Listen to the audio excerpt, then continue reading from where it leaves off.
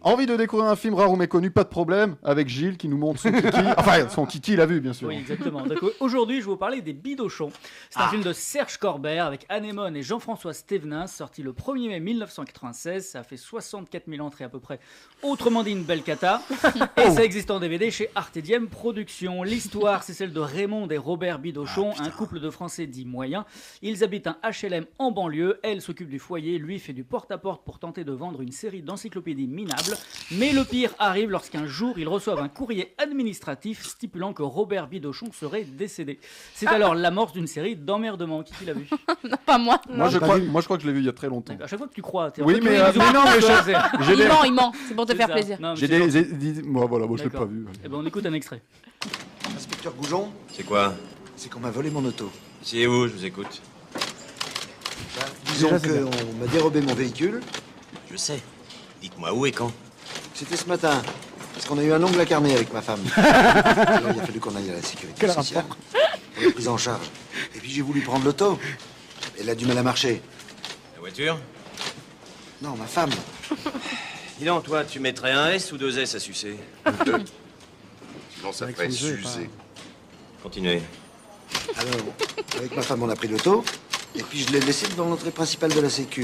Votre femme? Non, l'auto. Et votre femme, elle était où? Mais l'auto. Non, c'est après, en sortant.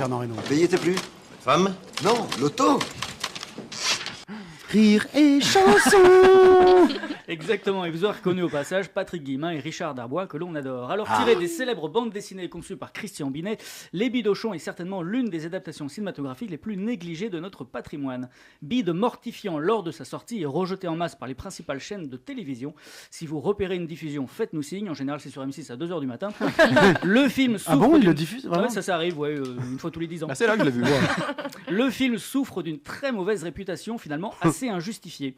Certes, comme souvent dans ce genre de transfert, l'humour n'y est pas aussi efficace que sur les planches. Cependant, le cinéaste Serge Corbert, l'instigateur génial derrière Un idiot à Paris, La petite vertu et Sur un arbre perché, ne laisse rien au hasard, tant sur le plan scénaristique, aidé de l'auteur originel Binet lui-même, qu'artistique. Pardon. L'esprit donc demeure et c'est là le principal.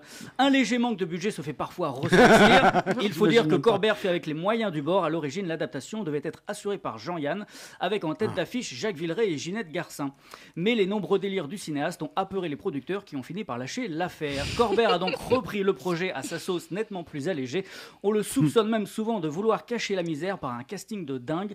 De fait, ces Bidochons font preuve en ce milieu des années 90 de réels précurseurs en la matière avant Astérix, le Marsupilami et autres Lucky Luke, en réunissant outre Stévenin et Anémone, tous deux excellents, Elie Semoun, Annie Girardot, Daniel Gélin, Jean-Pierre Cassel ou encore Jean-Luc Bidot, excusez du peu.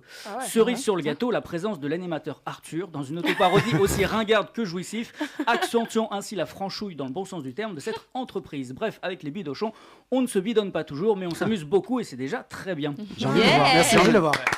Il est très sympathique, hein, vraiment.